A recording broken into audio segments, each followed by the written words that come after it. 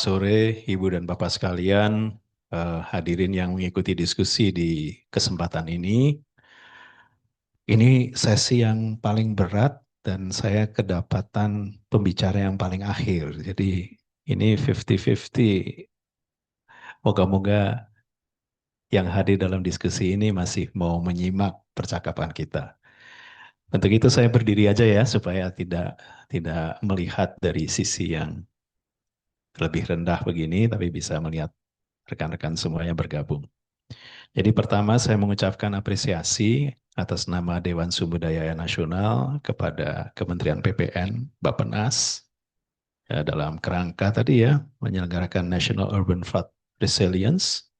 Dan ini merupakan sebuah, saya kira, kajian atau juga rumusan kebijakan yang tentu perannya akan banyak di dalam menentukan kesejahteraan kita bersama-sama ke depan. Jadi nama saya Raymond Valian, saya adalah anggota Dewan Sumber Daya Nasional tahun 2024-2029. Saya dari unsur non-pemerintah dan memang masuk ke dalam salah satu aspek yang terkait dengan pengendalian daya rusak. Nah, paparan pada sore hari ini diupayakan untuk dapat menjawab apa yang memang disampaikan oleh Kementerian PPN Bappenas di dalam Terms of Reference atau kerangka acuan dari diskusi kita. Dan moga-moga bisa menyampaikan apa yang diharapkan oleh rekan-rekan sekalian. Saya informasikan dulu, slide-nya nggak banyak-banyak, cuma 5, dan moga-moga dalam waktu 15 menit selesai gitu ya, supaya tidak lebih menyiksa para peserta. Jadi saya mungkin mulai dengan sebuah gambaran bahwa tadi dalam perjalanan dari Bandung ke Jakarta, saya mengikuti berita tentang siklon Senyar yang ya melintas di bagian utara Pulau Sumatera dan masuk ke Selat Malaka. Dan kemudian dilakukan penanganan terhadap kebencanaan yang ada, dan tentu upaya adaptasi dan mitigasinya tidak sedikit gitu ya. Tetapi kita sekali lagi harus ikut berduka, ada hampir 60 orang yang wafat dan masih puluhan lagi yang hilang, mungkin ratusan. Kita masih menunggu perkembangan yang ada.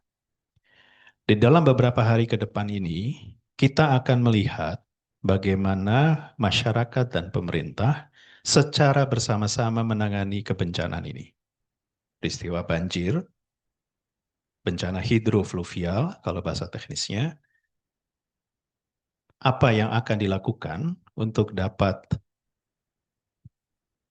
menolong korban, menyelesaikan permasalahan yang timbul, dan kemudian melakukan rekonstruksi.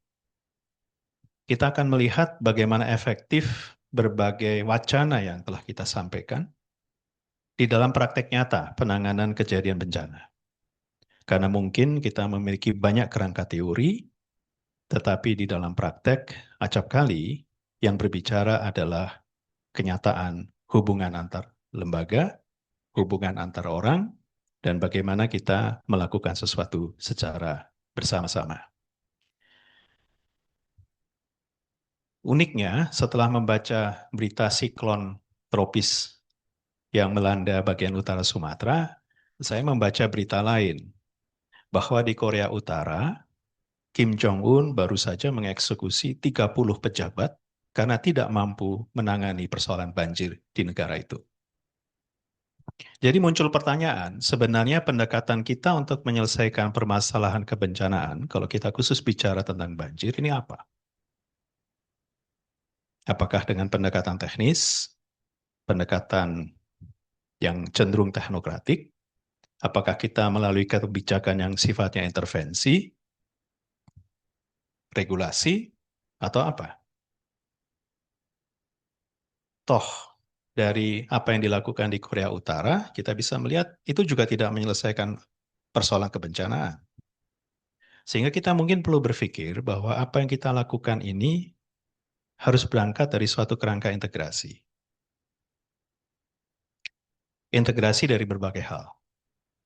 Oleh karena itu, seturut dengan kerangka acuan yang disiapkan oleh panitia dari Kementerian PPN Bappenas, saya mulai mungkin bicara dulu beberapa isu kunci yang muncul di dalam banjir perkotaan. Karena diskusi kita pada 2 hari ini tentu mengarah kepada hal-hal tersebut.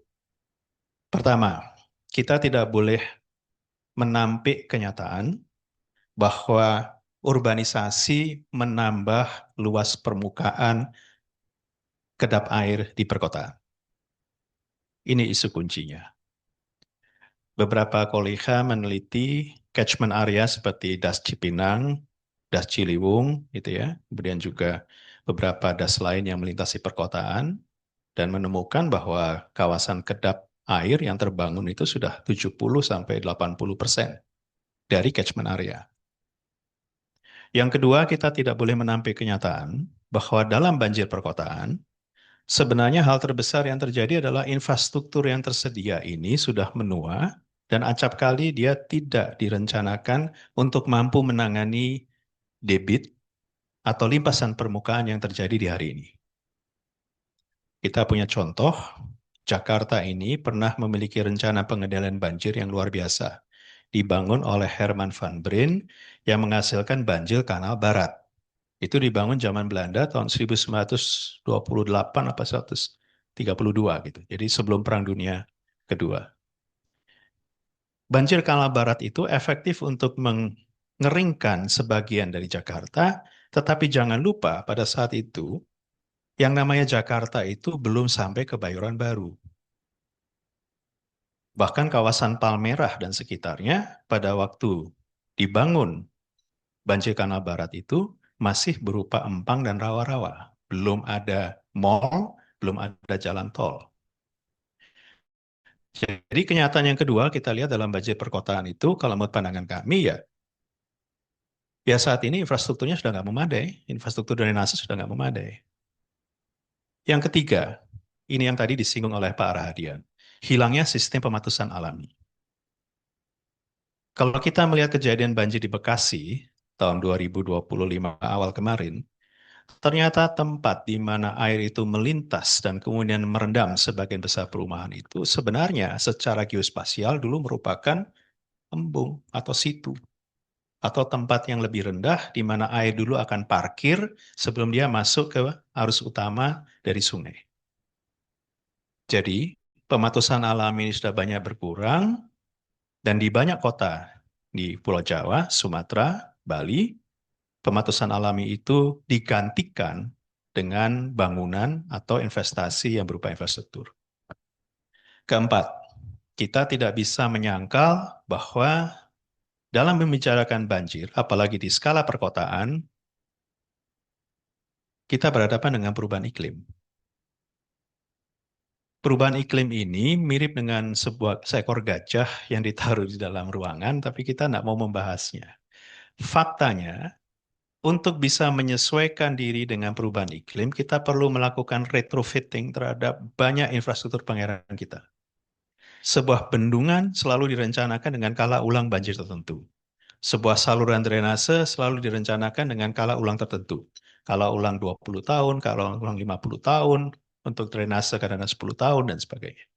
Tetapi besaran debit yang terjadi pada waktu perencanaan yang dilakukan mungkin 25 tahun yang lalu dengan besar debit pada kala ulang yang sama yang terjadi hari ini bisa berbeda. PPN Bappenas pernah melakukan kajian bersama USAID dan menunjukkan bahwa ada kecenderungan 5-6% debit itu lebih tinggi pada kala ulang yang sama. Artinya apa? Kalau saya dulu punya bendungan dengan kapasitas pelimpah 100 meter kubik per detik, pada banjir katakanlah Q ulang 20, maka dengan Q ulang 20 yang sama hari ini, debitnya bukan 100 lagi, tapi 106 meter kubik per detik. Ini fakta. Keempat, satu, dua, tiga, empat, lima, kerentanan sosial ekonomi. Kenapa banjir di kawasan urban menjadi sesuatu? Pertama, karena mungkin dia mengganggu aktivitas kita. Tetapi dampak terbesar, risiko pada GDP terbesar itu dialami oleh mereka yang rentan secara sosial dan ekonomi. Dan terakhir yang penting, yang ini dalam pandangan kami sebagai anggota Dewan Sumber Daya Air ya, fragmentasi tata kelola. Nanti kita akan sentuh kembali, tetapi saya tertarik untuk kembali ke apa yang disampaikan tadi Pak Rahadian ya, dalam pertanyaannya pada waktu menutup paparan. Apakah aturan di negeri ini bisa saling meniadakan atau bisa saling menyalahkan? Dan bisakah regulasi itu berbuat sesuatu secara nyata? Pertanyaannya Pak Rahadian ini menjawab persoalan kita yang terakhir, fragmentasi tata kelola. Dan saya kira ini adalah isu-isu kunci yang harus kita tangkap pada waktu kita mendiskusikan tentang apa yang disebut sebagai pengendalian atau pengelolaan flood, banjir pada kawasan perkotaan. Slide berikutnya. Dari isu utama itu, kemudian kita berpikir, penguatan kebijakan apa yang bisa kita lakukan? Tadi kita sudah melakukan inventarisasi, kurang lebih 8 permasalahan. Sekarang apa yang bisa kita lakukan? Yang pasti, saya ngikuti apa yang disampaikan Bu Mona Lisa lah dari Kementerian PMK tadi. Semua ingin berubah dari sikap reaktif ke sikap yang pencegahan. Dari yang sifatnya mitigasi menuju ke arah adaptasi.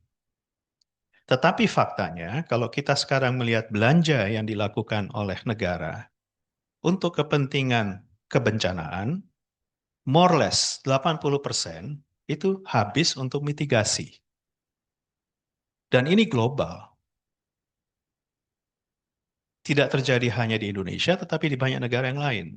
Dalam World Water Forum ke-10 tahun 2024 yang lalu di Bali, kita mendapatkan penjelasan yang sangat terang dari berbagai lembaga donor dan perbankan internasional bahwa mitigasi itu hampir 90% bahkan dari dana yang dikeluarkan dan hanya 10% yang dipakai untuk adaptasi. Kedua, kita ingin pengelolaan risiko. Semua ingin mengelola risiko. Tetapi cara mengelola risiko ini yang acap kali ya kita tidak sinkron. Akuntabilitas. Semua ingin ada kejelasan peran, tanggung jawab, kewajiban pada semua tingkat pemerintahan, termasuk di masyarakat. Kita juga ingin ada kerjasama lintas wilayah administrasi. Kita ingin mengendalikan tata ruang. Kita ingin mendorong keberlanjutan. Dan mungkin yang tadi disampaikan dari Kementerian PU, Pak ya, kita ingin menjamin pendanaan sebenarnya. Dari mana kita bisa memperoleh pembiayaan alternatif ya, misalnya untuk membangun infrastruktur pengairan, untuk pengendalian banjir, atau melakukan investasi melalui fiskal. Jadi ini sebenarnya merupakan hal-hal di mana kita mampu atau harus melakukan penguatan kebijakan sebelum kita bicara pada membangun sebuah resiliensi atau ketangguhan, sebelum kita bisa mengatakan saya punya plan untuk mengelola banjir, saya mengelola kebencanaan yang terkait dengan aspek hidrofluvial. Slide berikutnya. Tetapi pada waktu kita melakukan analisis terhadap peraturan perundangan yang bekerja di ruang sumber daya air, di dalam aspek sumber daya air, maka ya seperti ini. Ada sedemikian banyak koridor peraturan perundangan, Undang-Undang 17 tahun 2019 tentang sumber daya air, Undang-Undang nomor 44 tentang kehutanan, Undang-Undang 32 tahun 2009 tentang perlindungan pengelolaan lingkungan hidup, ada Undang-Undang 25 tahun 2004 tentang sistem perencanaan pembangunan nasional, ada Undang-Undang tentang penataan ruang, semuanya ada in place dan bekerja di dalam koridor, di dalam sektornya masing-masing. Persoalannya sekarang, kalau kita ingin mengendalikan kebencanaan, kita ingin memperoleh resiliensi terhadap, katakanlah yang paling sederhana, banjir perkotaan, apa yang harus kita lakukan? Isunya adalah di sini ini. On top dari semua itu, sebenarnya pemerintah sudah berusaha untuk membuat benang merah. Namanya Perpres nomor 37 tahun 2023 tentang Jaknas Sumber Daya Air. Di ruangan ini siapa yang pernah baca Jaknas Sumber Daya Air? Kalau ada, angkat tangan. Dari Dewan SDA ya Mas ya? Iya. Jadi aturan tuh ada, upaya menciptakan benang merah itu ada, tetapi Ibu dan Bapak sekalian, barangkali kita nggak serius gitu. Jadi kita terbiasa bekerja dalam silo begitu. Jadi menurut saya studi atau kajian yang sedang dilakukan oleh Bappenas PP dengan National Urban Flood Resiliency ini Sebenarnya kita mencoba untuk membangun apa sih yang bisa kita lakukan untuk menghadapi sistem yang kita ciptakan sendiri secara rigid dalam bentuk koridor-koridor yang ada. Mungkin jawabannya membentuk tim, membentuk wadah. Tadi saya ngobrol-ngobrol dengan Pak Rahadian, sejak beliau tadi pagi ngikuti diskusi, sampai sore ini sudah 4 kali mendengar kata tim dimunculkan. Nah, saya tambahi Pak, satu tim, namanya TKPSDA Pak. Slide berikutnya. Silakan, slide berikutnya. Untuk ngurusi air pada tingkat wilayah sungai, ada namanya tim koordinasi pengelolaan sumber daya air Pak. Jadi ini tim kelima Pak, yang Bapak dengarkan di hari ini. Mungkin lima-limanya nyambung, mungkin juga enggak. Tetapi message yang terpenting, kembali ke slide sebelumnya. Pertanyaan terbesar sekarang, saya hanya mencontohkan keberadaan TKPSDA ya, tim koordinasi pengelolaan SDA. Apakah wadah TKPSDA itu bisa berperan dalam mengkoordinasikan penanganan banjir? Kalau buat saya, selama wadah itu memiliki keanggotaan yang sifatnya ad hoc, kemudian dia terdiri dari berbagai lembaga yang bekerja di dalam koridor sektoralnya masing-masing, maka dia akan tersendat-sendat dan berhenti hanya pada sebatas kewenangan sektoral.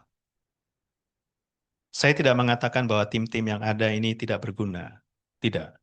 Tetapi tim itu punya fungsi yang sifatnya sangat spesifik, sifat itu ditentukan oleh legislasi yang ada, tim tersebut tentu punya cakupan, fungsi, keluaran, dan fasilitas yang berbeda. Saya mau contohkan di dalam pengelolaan sumber daya air kita memiliki TKPSDA. TKPSDA ini bekerja pada tingkatan wilayah sungai. Fungsinya adalah koordinasi dan sinkronisasi kegiatan pengelolaan sumber daya air. Jadi mau pakai air berapa, ada air berapa. Mau ngambil air berarti harus ngurus izin, dia harus dapat rekomendasi teknis dari mana. Area di mana TKPSDA bekerja adalah seperti itu. Kemudian setiap tahun dia menyusun rencana alokasi air permukaan. Ya, jadi bukan air tanah, air permukaan saja. Karena memang mandatnya seperti itu. Apa yang dihasilkan oleh TKPSDA? Rekomendasi. Siapa yang mengesahkan rekomendasinya? Ya, kepala pemerintahan setempat, bukan tim tadi. Kepada siapa dia melapor? Dia melapor kepada Dewan SDA, baik pada tingkat provinsi atau mungkin pada tingkat nasional. Laporannya merupakan laporan kuantitatif dan kualitatif. Tetapi eksekusi dalam hal mengelola air secara teknis dilakukan kembali ke masing-masing sektor. Tim TKPSDA ini tidak bisa mengintervensi proses yang terjadi di lapangan jika tidak ada penyimpangan di mana memang tim itu diberikan kewenangan untuk melakukan intervensi. Kalau Dewan SDA beda lagi. Dewan SDA lebih ke arah kebijakan. Kami tidak merupakan tim. Dewan SDA ini dibentuk karena amanat Undang-Undang 17 tahun 2019. Kami tidak melakukan intervensi ke kebencanaan. Kami juga tidak melakukan intervensi ke kekeringan atau yang lain. Tetapi kami membangun rekomendasi. Tahun ini kami menyelesaikan 3 rekomendasi yang disampaikan kepada pemerintah dan akan disahkan dalam rapat pleno di bulan Desember ini. Pertama, rekomendasi tentang pentingnya kita memperhatikan pulau-pulau kecil terluar terkait dengan ketersediaan sumber daya air di pulau-pulau tersebut. Ini penting karena pulau-pulau itu adalah korban pertama dari perubahan tata ruang, penambangan, pemotongan hutan, dan juga kenaikan muka air laut akibat pemanasan global. Kedua, kami juga sedang memproses sebuah rekomendasi yang sifatnya lebih makro, yang intinya adalah bicara tentang bagaimana mengintegrasikan data. Data hidrologi, data hujan, data macam-macam ada di mana-mana. Setiap instansi memiliki tugas melakukan pemantauan itu dan menyimpan datanya sendiri. Sekarang bagaimana membuka satu data air Indonesia? Ini rekomendasi yang sedang kita kerjakan di Dewan Sumber Daya Air. Yang ketiga, kita sedang membahas rekomendasi untuk menghadapi perubahan iklim. Apa sih yang mau dilakukan? Work plan-nya apa? Paris Agreement mengatakan, dan kita ratifikasi ya Indonesia, bahwa kita tidak akan atau berusaha sekeras-kerasnya untuk menekan supaya pemanasan global tidak naik lebih dari 1,5 derajat Celcius terhadap rata-rata 100 tahun ambien udara dalam sejarah di dunia ini. Kenyataannya sekarang kita 1,55 derajat, jadi sudah tembus. Work plan untuk bisa menghadapi atau mengurangi emisi gas rumah kaca ini juga PR yang besar bagi Indonesia. Apa yang mau kita bangun? Nah, rekomendasi ketiga ini sedang bekerja di dalam ruang itu. Intinya, Ibu dan Bapak sekalian, Dewan SDA dan tim koordinasi ini dua entities yang ada di dalam wilayah air permukaan, tetapi kedua entities ini punya desain yang berbeda dengan tujuan intervensi yang berbeda. Kalau kita ingin pengendalian banjir itu diserahkan kepada koordinasi dalam bentuk wadah, saya hanya mengatakan bahwa ini bukan merupakan ide yang cerdas. Dah, sederhananya begitu. Karena kita udah banyak tim. Dan tim itu belum tentu mampu menjangkau persoalan yang lintas sektor. Maka sebenarnya alternatif breakthrough kalau menurut saya ya tinggal dua. Mau bikin intervensi kebijakan melalui regulasi, mandat baru, atau kita mau menguatkan tata kelola yang ada dengan memakai New Physical yang merupakan lembaga terintegrasi. Kalau kita bicara banjir di Jakarta, banjir di Semarang, pilihannya cuma dua ini kalau menurut saya ya. Dalam sudut pandang kita ya, melihat kebencanaan di Indonesia. Saya sebagai anggota Dewan SDA yang berada di dalam aspek pengendalian bencana atau kebencanaan air. Pertama ya intervensi kebijakan atau penguatan tata kelola. Slide berikutnya, slide keempat. Kalau mau intervensi kebijakan, ayo dibuat mandat bahwa perencanaan tata ruang ini harus berbasis pengelolaan risiko. Bentuk sederhananya bagaimana? Ya kalau bikin gedung bertingkat, seperti hotel kita, jumlah luasan atap yang menerima hujan ini harus sebanding dengan jumlah peresapan yang bisa dimasukkan ke dalam tanah. Konsisten nggak itu diterapkan? Kalau memang kita mau bikin perencanaan tata ruang berbasis pengelolaan risiko, maka tidak ada penyimpangan IMB yang berdasarkan kebijakan kepala daerah. Mau nggak kita? Kalau kita ingin menjamin keberadaan ruang terbuka dan kawasan resapan, ayo tata ruang ini pada tingkat detail, setelah turun dari tingkat provinsi sebagai rencana tata ruang yang menengah, kemudian diturunkan ke rencana tata ruang detail, ini benar-benar dikawal. Tidak hanya dikawal oleh pemerintah, tetapi juga oleh civil society. Dan ini yang saya kira penting. Yang kedua, ayo diintegrasikan green building. Saya kira ada ya pembicaraan tentang green building ya. Betul ya Pak Eko, sudah ya? Ya green building ini kan sekarang sesuatu yang oke lah, agak fancy mungkin untuk kita. Tetapi ya sebenarnya menurut saya Pak ya, ini ke depan harus begitu. Termasuk retrofit kalau mau melakukan rehabilitasi bangunan, itu juga harus memperhatikan asas green building. Sesedikit mungkin menggunakan energi misalnya yang dipakai untuk mendinginkan ruangan misalnya. Agak menarik.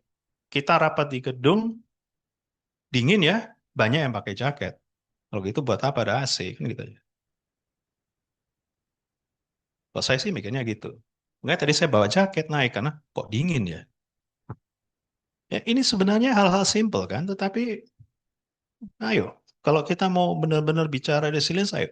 Misalnya ada pembatasan kekuatan pendinginan yang boleh dipasang pada bangunan-bangunan publik. Pembatasan jumlah energi yang dipakai pada ruang publik untuk mendinginkan ruangan. Ini dilakukan di beberapa negara, di banyak negara dilakukan. Tiga, akuntabilitas pembiayaan.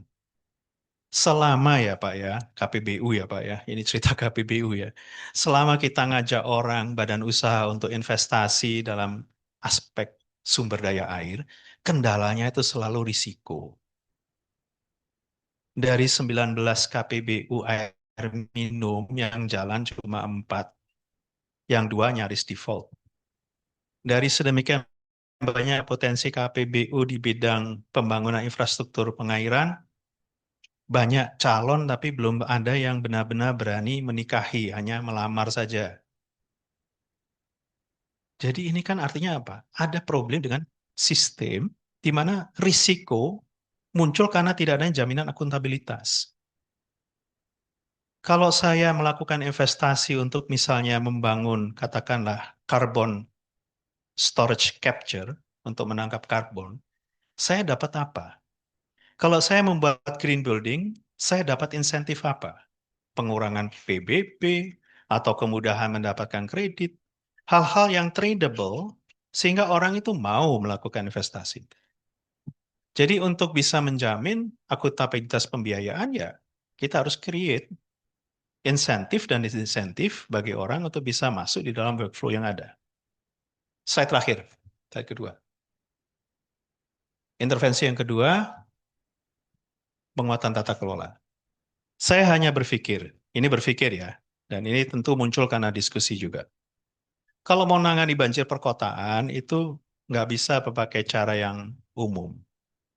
Untuk menghadapi uncommon challenge, tidak bisa dengan pendekatan yang sederhana. Maksudnya ya simple way, single. Bayangan saya ya, ayo kita restrukturisasi atau kita rekonstruksi saja dah. Instansi, dinas, lembaga yang ada, dengan diberikan penguatan kewenangan untuk bicara dan mengendalikan benar-benar masalah limpasan permukaan di perkotaan, khusus di perkotaan. Tetapi dia menjadi bagian, menjadi satu dari pengelolaan daerah aliran sungai sebagai satu kesatuan. Jelas role-nya. Hari ini kalau bencana yang maju PNBP. Setelah bencana selesai, mundur ke fase rekonstruksi, yang masuk adalah Kementerian Teknis untuk melakukan rehabilitasi, melakukan pemulihan, dan juga kemudian perlindungan terhadap korban. Tetapi pada saat terjadi banjir, sebenarnya harus ada clear siapa KPI-nya yang menangani banjir ini. Kan KPI ini tidak pernah didefinisikan. Jadi kota itu KPI-nya siapa?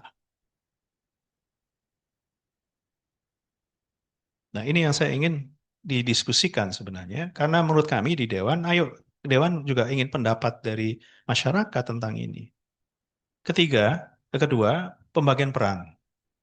Bagaimanapun juga harus ada sebuah lembaga lah. Lembaga ini jangan berupa wadah koordinasi, tim gitu. Tetapi sesuatu yang memang designation-nya jelas, delivery-nya jelas, kewenangannya jelas, batasnya jelas. Dia bekerja di tingkat kota, urban, sebagai bagian kesatuan dari suatu das. Dia memiliki kewenangan horizontal, vertikal. Kalau urusan banjir, dia yang action. Yang melihara rumah pompa dia, yang melakukan sharing untuk data dia, yang kemudian memastikan early warning system juga dia. Kalau ada apa-apa terkait dengan banjir, dia yang pertama hadir, KPI-nya di dia, dan itu benar-benar mendapatkan dedikasi dari anggaran pembangunan dan belanja negara, atau anggaran pembangunan belanja daerah. Terakhir, saya kira ya, pelibatan komunitas masyarakat seperti Forum Cidanau dan forum-forum banyak yang lain, saya kira memainkan peran. Karena sekarang di Kementerian PU ada masyarakat Jogokali ya, masyarakat pecinta sungai. Kemudian ada santri menjaga sungai gitu. Jadi sudah mulai ada begitu. Harapan saya mungkin itu ya yang akan menjadi safeguarding ya ke depan ya untuk mengingatkan kita, mengingatkan pemerintah dan sebagainya. Pas 10 menit habis. Terima kasih atas perhatiannya. Dan minta maaf kalau ada hal yang barangkali saya sampaikan secara terbuka. Ya, baik. Terima kasih Pak Raymond